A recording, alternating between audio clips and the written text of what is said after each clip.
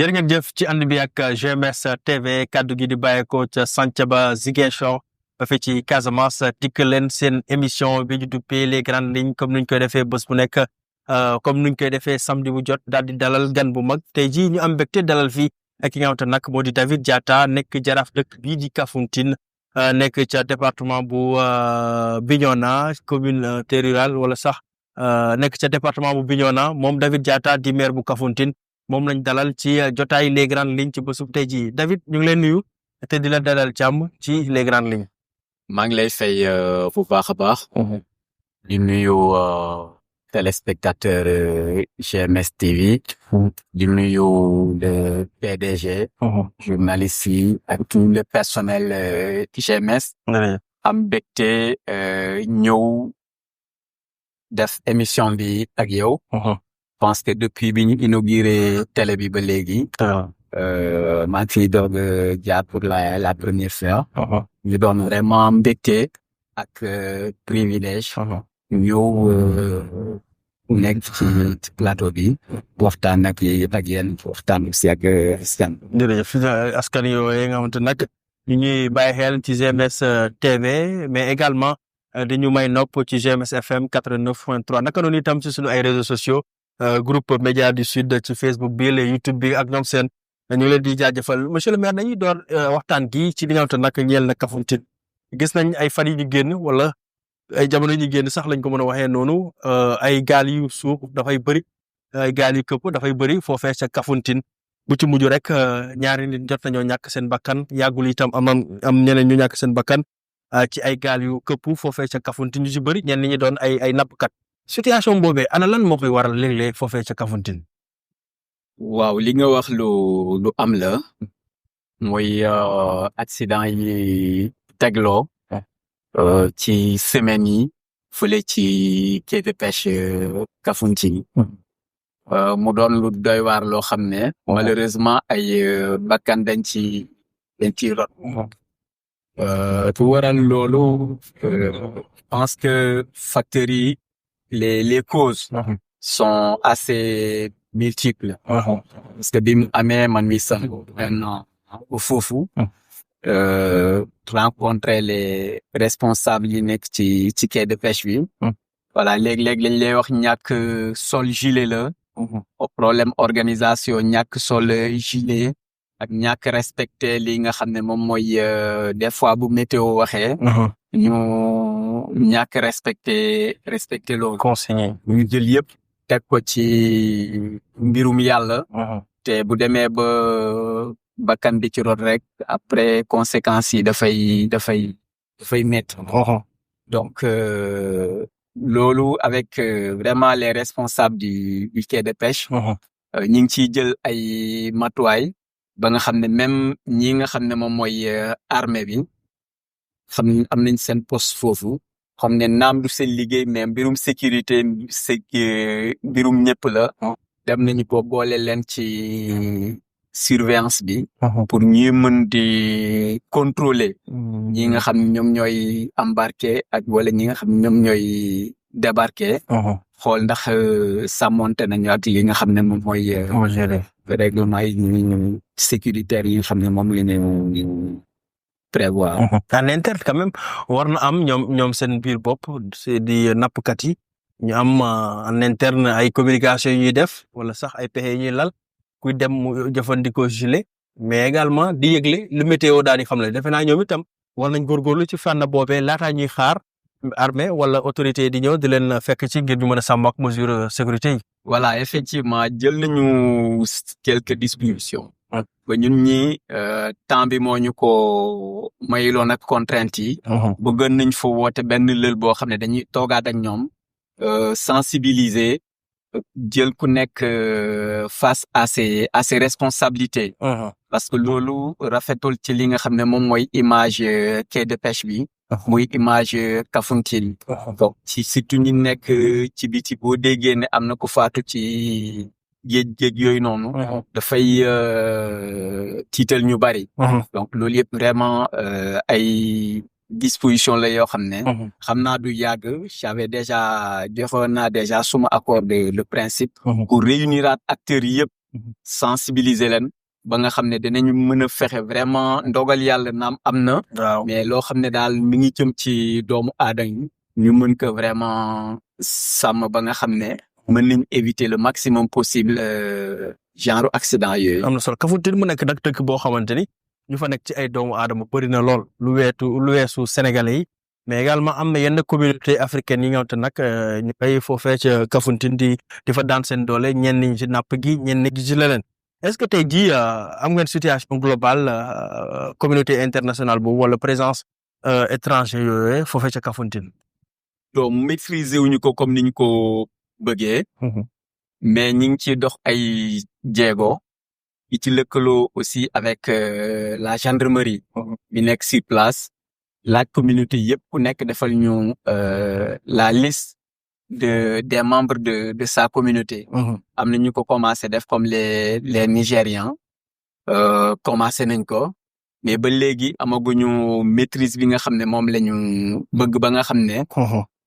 en temps te mën nañ ne nangami doomi aadama yi nga xam ne duñu ay sénégalais ñoo nekk fii ci commune bi. voilà loolu moo tax commune la boo xam ne c'est une commune assez complexe du point de vue de sa diversité ethnique linguistique ci ñi ngay wax noonu. donc bokk na ci li nga xam ne moom moo tax c'est vraiment une commune assez complexe en termes d'organisation. voilà. question carte de séjour yi ay jamono bokkoon na ci ñëw te nag am nañu ko proposé woon ngir mën a am cartographie bu réel ci li jëm nag ci communauté internationale yooyu mbirum carte de séjour yooyu ba tey ma nga en jour wala. oui boobu xam nga yëkkati woon naa ko temps yi agression yi bari woon noonu. ba ma menacé woon. donte xam naa ne en tant que maire mënuma ko def man kese sans pour autant les services de l'État yi nga xam ne ñoom ñoo compétent ci loolu. mais li ci am solo mooy l'appel a été bel et bien entendu. tey police des frontières. déjà ñëw nañ def reconnaissance des lieux bëgg samp seen brigade foofu. gendarmerie bi aussi avec le commandant de légion le colonel Ndiaye gis nañ ne léegi vraiment renforcer nañu li nga xam ne moom mooy en termes d'effectif renforcer nañ ko bu baax a baax. te fi mu toll nii aussi jël nañu ay dispositions. voilà pas plus tard tey rek maa ngi doon jokkoo ak le capitaine ki nga xam ne moom moo yor gendarmerie au niveau du département de Bignona. bëgg fa ñëw pour def aussi xool aussi def ay inspection xool ci yan bërëb comme Abenne yi ñu mën a installé wu pour saafara li nga xam ne moom lañ njëkk a wax léegi nii mooy par rapport ak les accidents liés aux activités de la pêche. oui. donc yooyu yëpp ñu ngi ci taxaw bu baax a baax.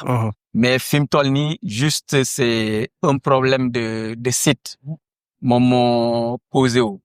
parce que tey bu ñu demoon bu ñu amoon site bi la police des frontières est vraiment dans les dispositions pour déjà ñëw installer wu pour gérer ce genre de questions de séjour.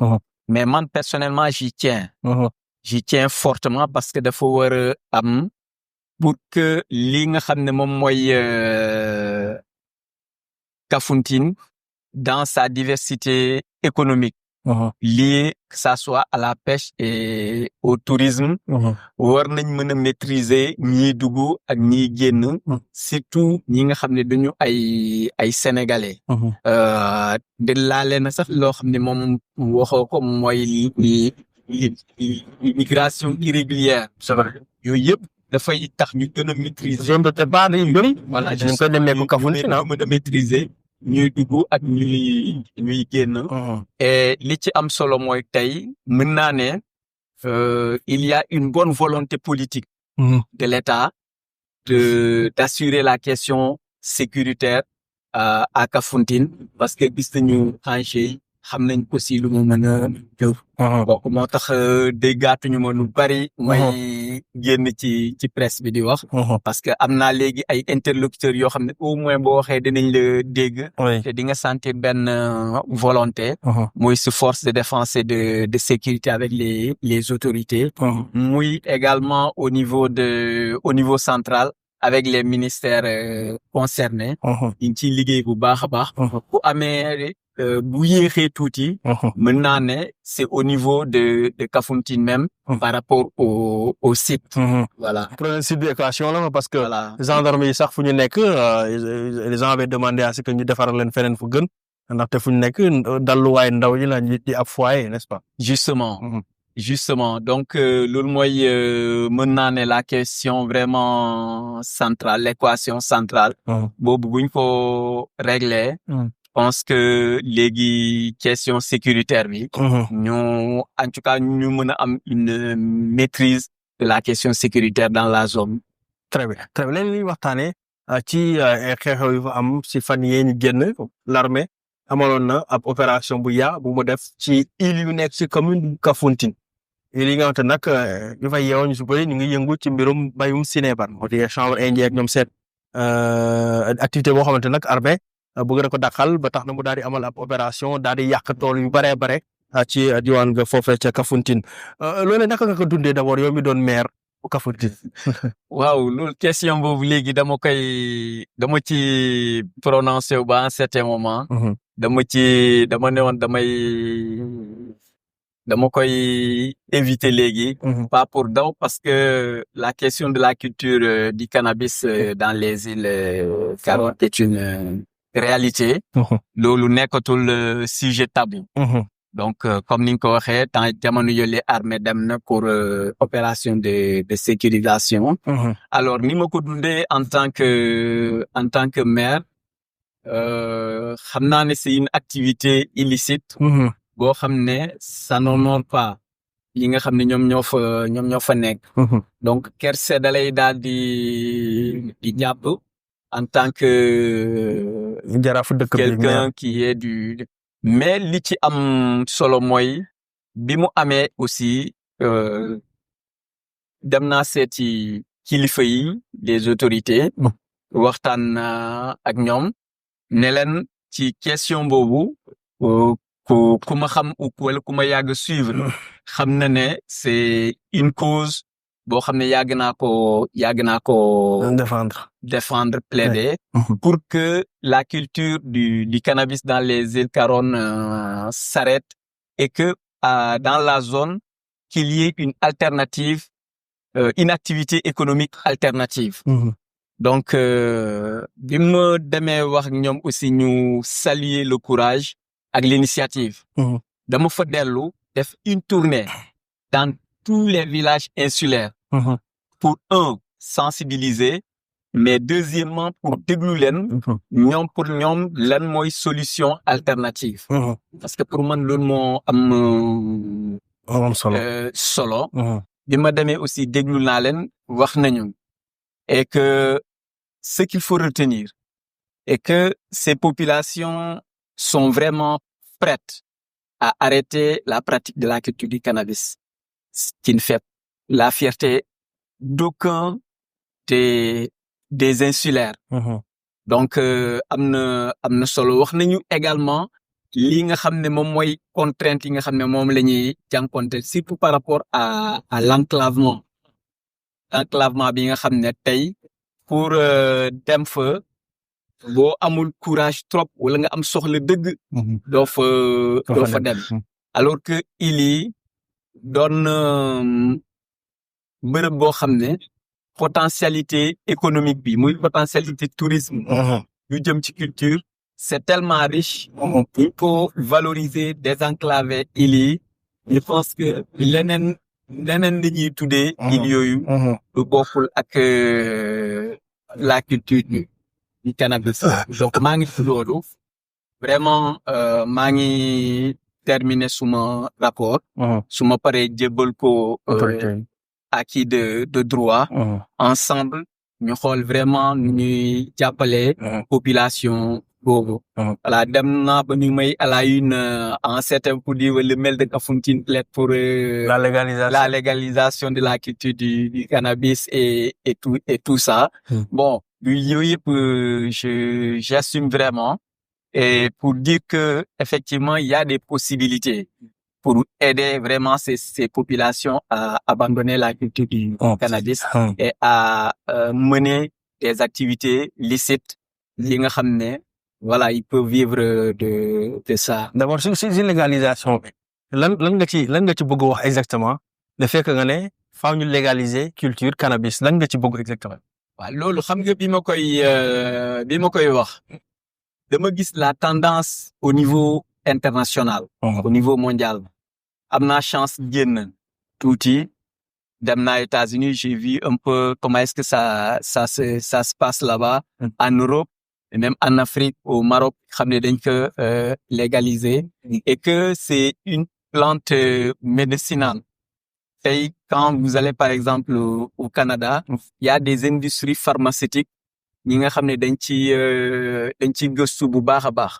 moo tax ma ne à défaut de pouvoir, à défaut de désenclaver, parce que la cause principale au niveau de bu ñu désenclaver il yi problème bi dafay régler sans pour autant mu am benn répression kenn du ne kenn bàyyi. Donc ça j'en suis convaincu.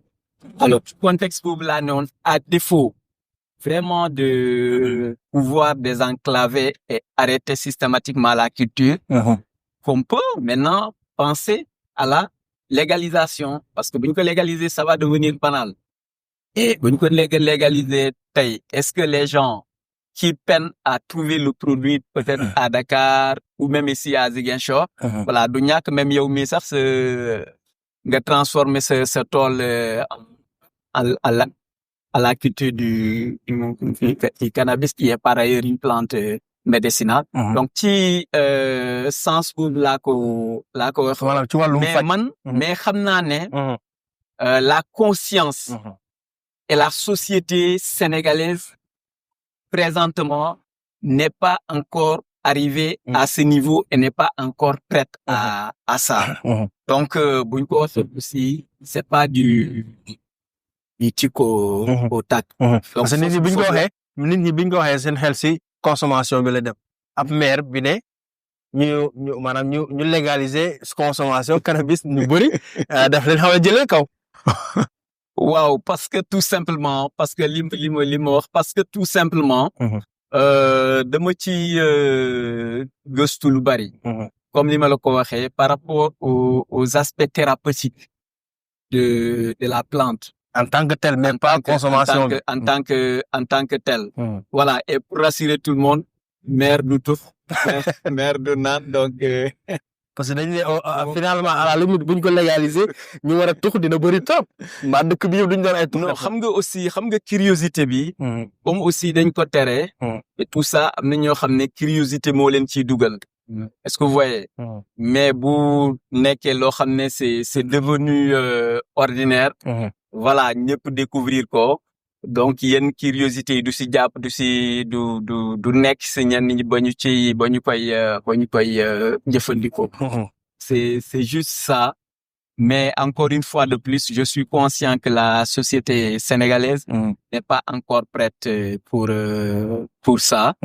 Donc mais xam naa ne déjà avec cette volonté manifeste des nouvelles autorités que ça soit militaire que civil au sommet avec cette bonne volonté qui se dégage man gëm naa ne voilà on va vite à une solution durable et à l'abandon de la. Ouais justement ci population yi nga xamante nag ci loolu lañ doon yëngu mooy seen activité principale ci suuf sax la ñuy sukkandikoo ngir dund ndaxte dañ koy bay di ko jaay ci revenu yooyu la ñuy daal di dund nga jëlee li ni mel ci loxo population yooyu amatuñu leneen lu ñuy def jamono ji est-ce que du conséquences yu muy jur tamit du doon lu jafe ci askan yooyu ndaxte mbirum li ñuy lekk ak li ñuy dundee dina doon lu jafe ci moom parce que amatuñu beneen source de revenu. Oui, effectivement, yaa ngi may gën a dugal ci question bi alors que voilà bëggoon naa vraiment j'avais décidé de ne plus vraiment ouais dañ ci rapidement rek ñu jàll ci en parler mais je pense que déjà pédagogie armée bi xam nga bi ñuy dem arrêté wuñu kenn je salue vraiment cette pédagogie parce que ñoom ils sont conscients xam nañu réalité yi et xam nañ ni en réalité ces populations liñ ci bénéficier wu bariwul par rapport aux trafiquants en tant que tel te boo xoolee aussi lu mu leen di yàqal moo ëpp fuuf li nga xam ne moom lañ ci gagné donc tey si on réussit à désenclaver parce que problème bi c'est un problème de conservation en réalité parce que c'est un produit qui n'est pas très vite périssable par rapport aux produits maraîchers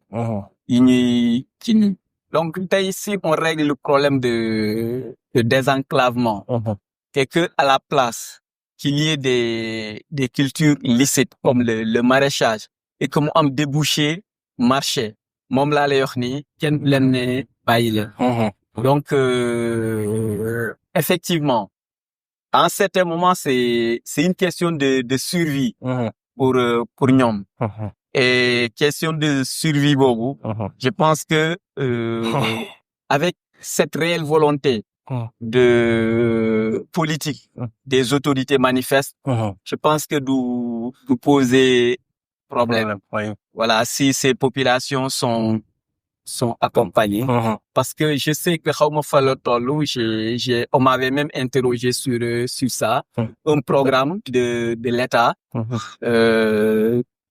pour la substitution de la culture du cannabis dans ces îles alors bi ñuy concevoir le programme là avec ils ont mené des enquêtes dem nañu ba foofu ba man ni sax interrogé nañu ci loolu et yaakaar naa du rek wone na quelque part ne il y a une réelle volonté politique qui est là et dama xamagul fal tollu programme boobu mais je vais encore dessus mais aux dernières nouvelles nee nañ ma ça a été bouclé et que voilà donc ils sont à la recherche de financement de ce pour jàppale insulaires yi voilà justement que ñu bàyyi vraiment culture bi changer ay outil yeneen activité de survie très bien ca Kafountine boo ko tuddee également xel dem ci érosion côtière nga xamante ne géej gi dafay gën di wéy di attaquer dëkk bi dafay gën di avancer bu baax a baax situation bi actuellement foofee ca Kafountine naka la monsieur le maire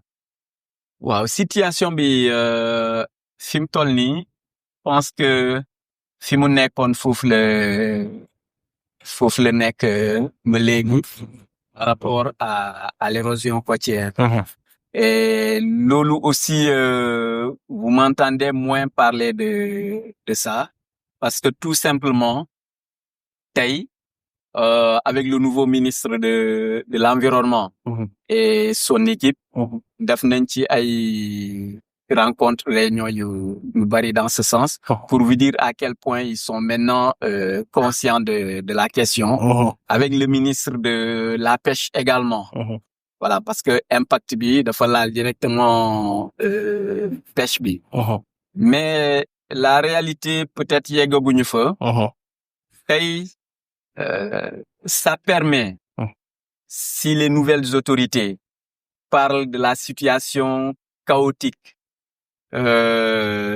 du pays par rapport aux finances ça m'a permis de mesurer parce que au moment où je vous parle dem naa ba am un partenaire financier qui aujourd'hui est prêt à investir à hauteur de 50 milliards pour la protection du littoral et l'aménagement du quai de pêche de Kafountine ñëw nañu invité naa leen Sénégal ba ma yóbbu leen ci ministre de l'environnement ñu wax war nañu ñëw en ce mois d'avril en principe mais la garantie de l'État dafa laaj garantie de l'État parce que municipalité mënu ko garantir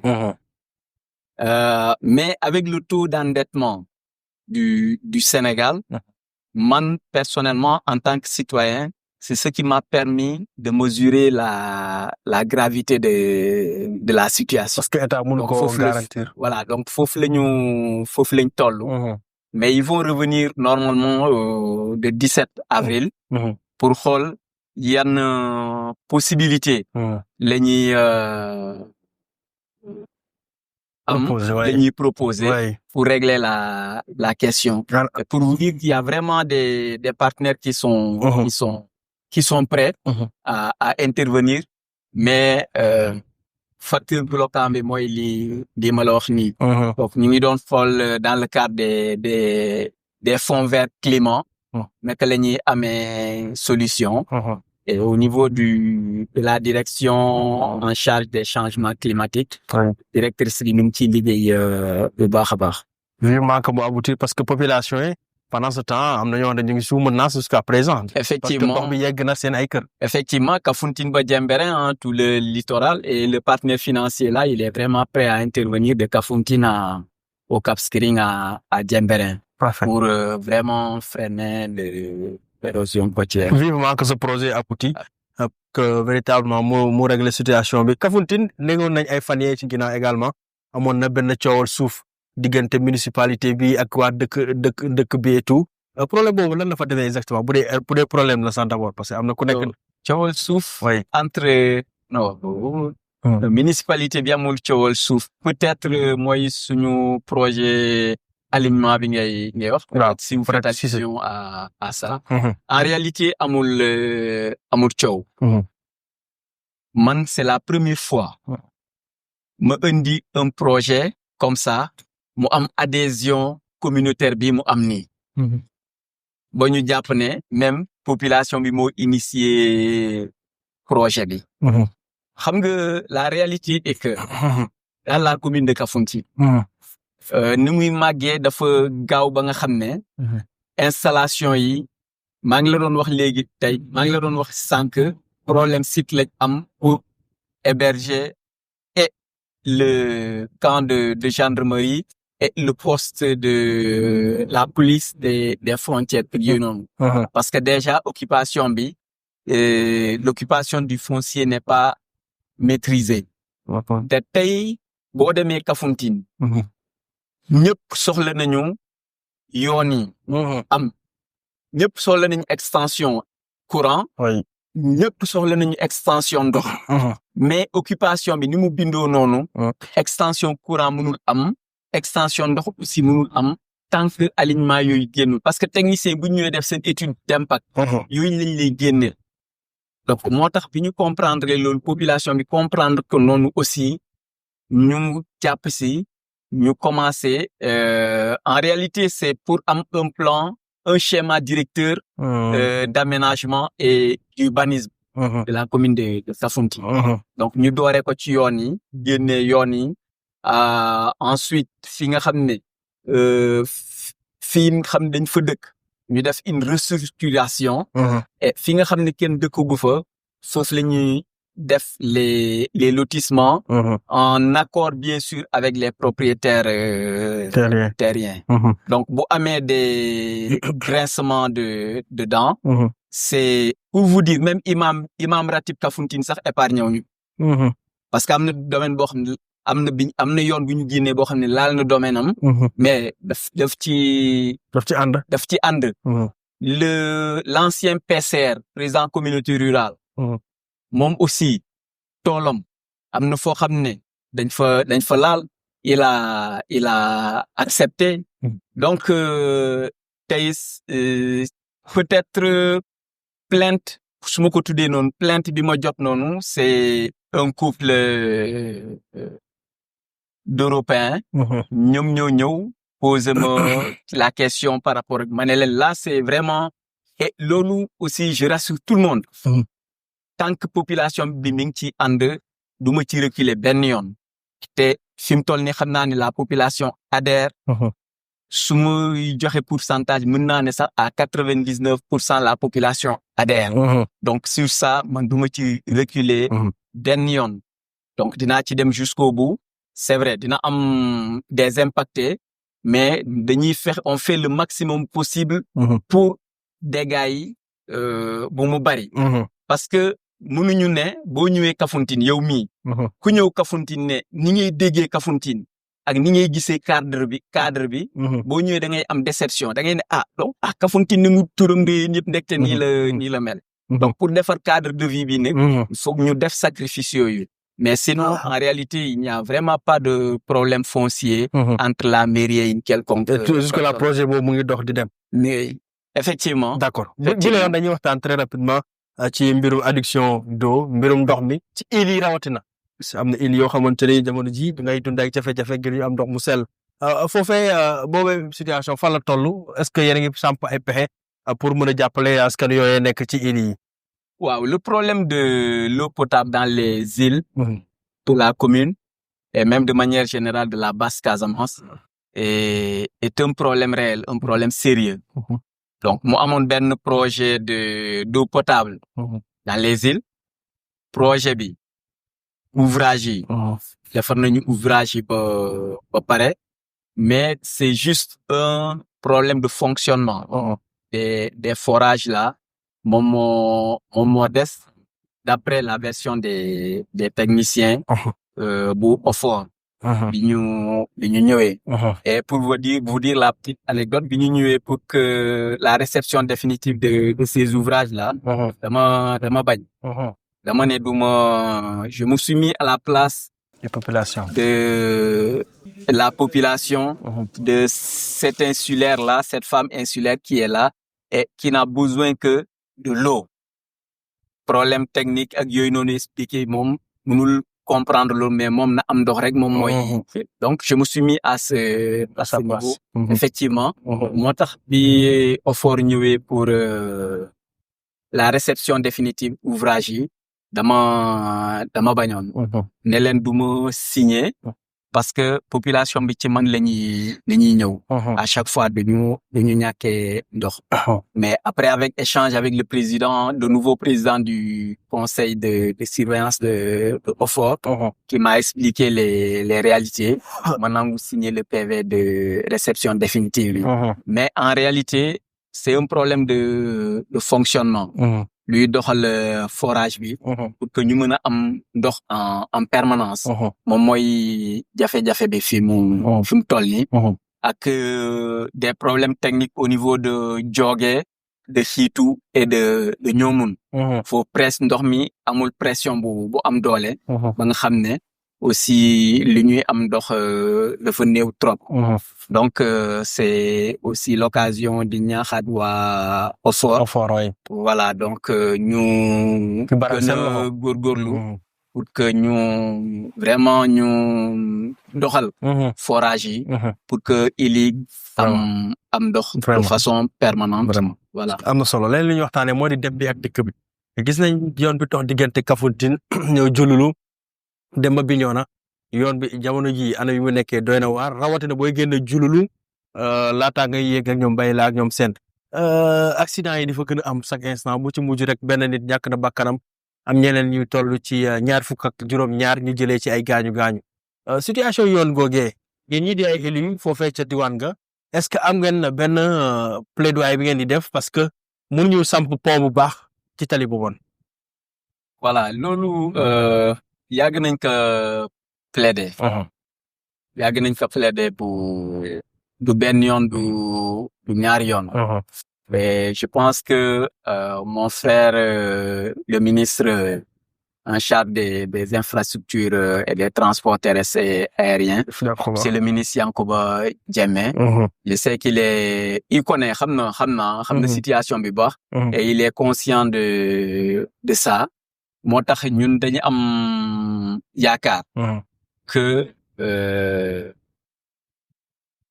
dinañ ko jël comme projet prioritaire pour que ñu defar ko parce que la pêche en pâtit, le tourisme en pâtit, c'est vrai. Le commerce également en pâtit et même la santé des personnes.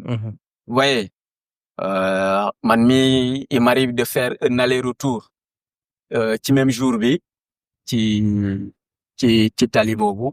Et je sais ce que ça fait ci yaramu nit ñi.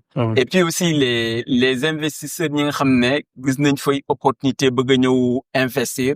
loolu dafay doon frein. C'est vrai. Voilà, parce que ñoom duñu bëgg a perdre temps. Et puis yoon bu ñuy utiliser bu baax pour dem Gambie également. Voilà, justement. Donc yoon la boo xam ne tey c'est vraiment une surpriorité. Et je pense que comme ni ma la ko waxee. Voilà, le ministre en charge des infrastructures en est très conscient.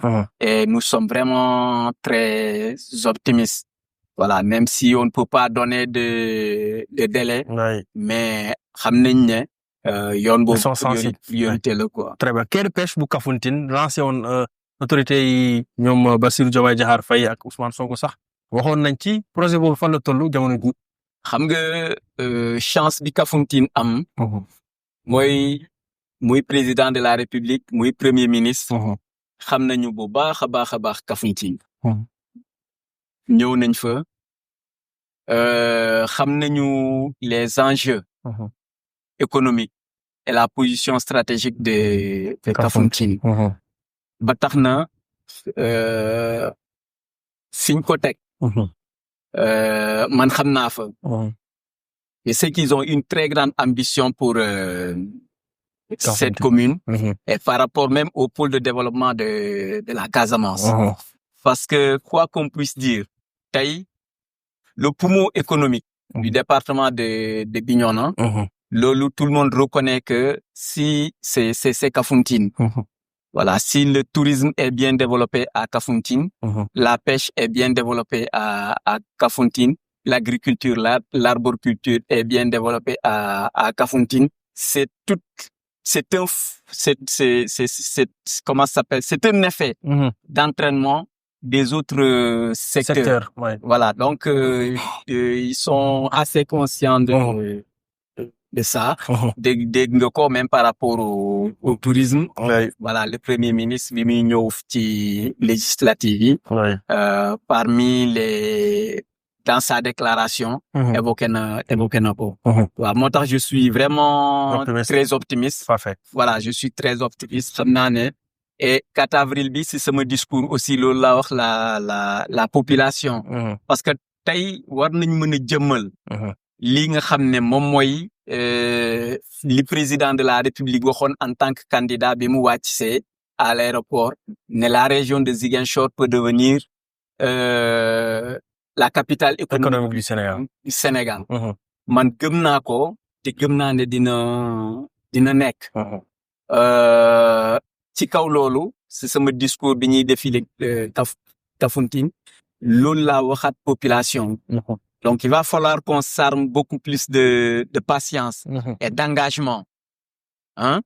Alors, engagement, bi, ni ñu def ba teg leen fi avec cet espoir-là, noonu lañ leen war a mën a accompagner dans la réalisation de ce projet pour que qu'on matérialise. Pour que le potentiel immense qui est là soit valorisé et que la région soit rehaussé à la dimension de son potentiel économique. Justement. Voilà. Transition tout revient par le monsieur le maire.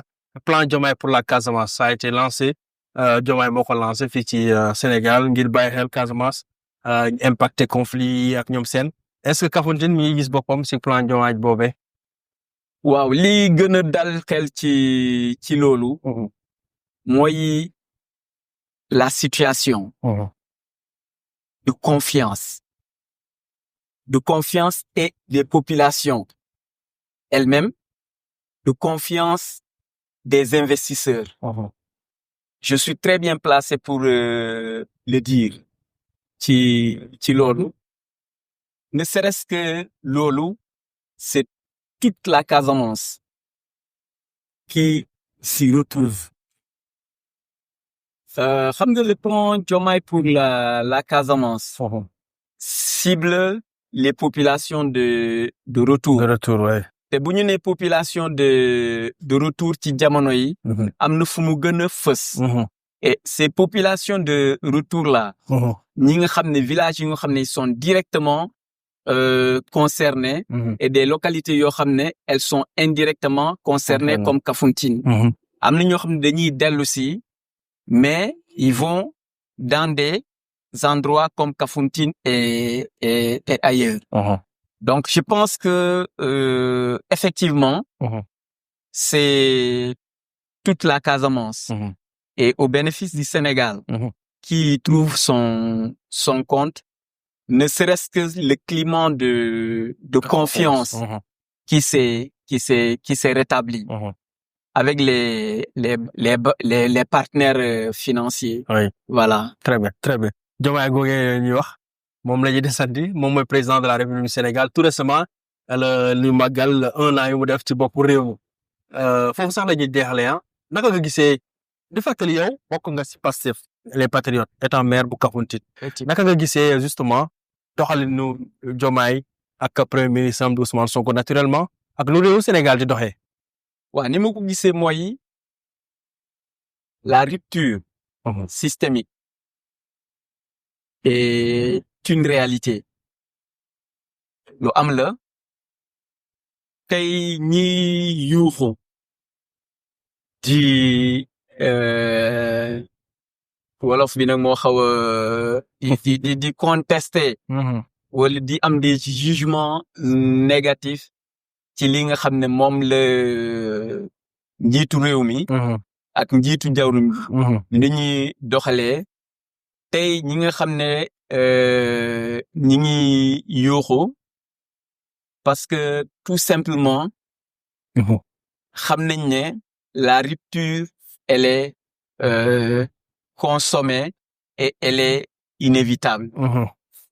Le nouveau régime qui s'est installé mi ngi doxal bu baax a baax ci jubal ak jubanti ba ñun ñi nga xam ne ça je vous le dis ñun ñi nga xam ne peut-être ñun ñoo nekk à la base même si on est responsable des fois sax dañuy gis ne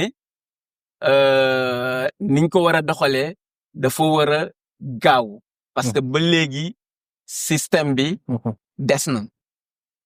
raxas na seetagul quoi. raxas bi des na lu bari. On ne peut pas gouverner avec les gens qui n'ont pas les mêmes convictions de démarche. Ça c'est une réalité. Pour ñu gouverner ak ñi nga xam ne gëmuñu li ngay def gëmuñu donc pas-pas bi ak niñ ko war a doxalee quoi qu'il soit compétent et tout ça du dem foofu la ñuy et ñooñu nag malheureusement parfois ñoom ñooy indi yenn li ñuy mën a jàppee erreur dans peut-être la gouvernance et je pense que ñoom léegi sont assez conscient et inquiet de ça et population bi aussi est assez consciente là-dessus donc ci doxalin bi xam nañ ne changement radical am na que ça soit dans la justice que ça soit dans la gouvernance loolu yëpp loo xam ne mën nañ ci duut baaraam mais néanmoins sénégalais ñu ngi naan ni dëkk bi dafa dëgër xaalis amul loolu yëpp c'est à prendre en charge également. Et c'est très normal. C'est très normal pour une année de gouvernance. Et exemple ordinaire bi may jël même sa këru bopp. di nga tabax boo tuxoo léegi nii. C'est pas tout de suite que tu maîtrises les coins les recoins de la maison. xam nga loolu ci misaal. loolu mën naa ko jëlee ci bible bi jigéen bu tollee ci matu dafay triste dafay metti waaye bu demee ba yàlla mu jël ko am bébé dafay daal di fàtte coono boobu yëpp parce que bànneex moo koy xol bi day fees ci bànneex parce que am na doom c'est exactement ça changement bi nag pour matérialiser ce changement dafa laaj ay sacrifices te gis nga loolu si vous prenez le citoyen lambda qui est là il est tellement conscient de ça élection législative yi wane na ko parce que li ngay wax ni dëkk bi dafa métti tout ça on en a tellement entendu ci législative yi que voilà booy topp di déglu rajo yeeg yi noonu da ngay yaakaar ne ñii population bi dafay ñëw sanctionner régime bi fii mais gis nañu sport bi donc les populations sont tellement conscients les citoyens ba nga xam nañ ne changement bi dina am tey gis nga du yàgg quand ça prend l'envol nit ñi les gens ku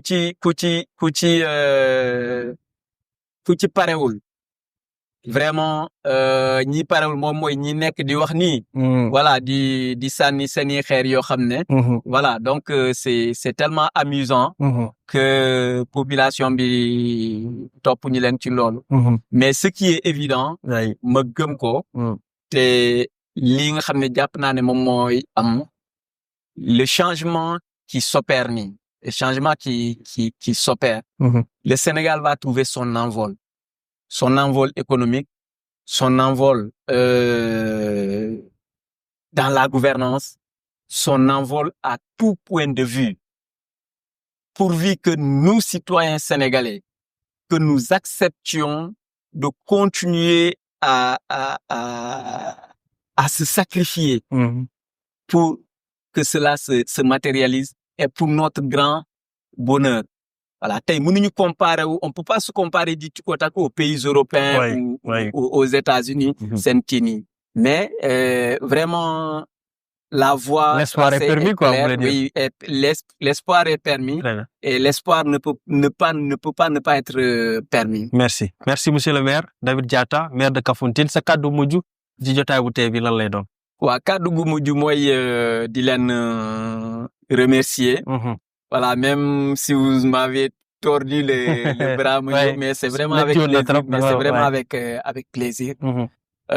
Di gërëm le président de la République ak le premier ministre ci déjà résultat bi ñu am par rapport à la paix en Casamance qui est maintenant irréversible et par rapport à l'engagement vraiment bi ñu am ba stabilité bi am ba investisseurs yi ñeme ñëwaat en Casamance parce que man mii di wax ak yow du benn yoon du ñaari yoon dem na rencontrer des investisseurs qui étaient prêts mais aujourd'hui il y a tellement d'investisseurs qui tapent à la porte parce que léegi am nañu confiance bi loolu rek ndam la donc may gërëm ñi ñuy seetaan yëpp de saluer encore la population de Kafountine, si vous me le permettez, surtout par rapport à ce projet d'aménagement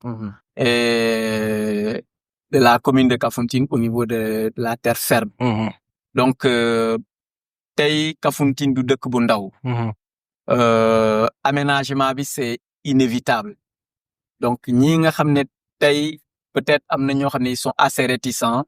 Je les demande de faire preuve de patriotisme et de compréhension pour l'intérêt général. Li ñuy def ni jéem dugg ci pour gaañ kenn mais juste pour créer les conditions yi nga xam ne tey li autorités yi nam def au niveau de la région de Ziguinchor que Kafountine soit prête en tant que collectivité territoriale à vraiment accueillir ces projets. Je vous remercie. Merci le maire de Kafountine David Diatta. Loolu moo nekkoon nag njeexitalu jotaay bu tey bi GMS TV 89.3 FM mais également sunu ay plateformes digitales seen émission les grandes lignes la woon ci kaddu gi Ousmane Da Silva di jaajëfal Cheikh Badji ci caméra gi waaye itam Lansana Sadio naka noonu itam Ahmed Sarr ak Issa Sadio ñoom ñu àndal ci réalisation bi la émission di leen dig daje beneen jotaay les grandes lignes jërë ngeen jëf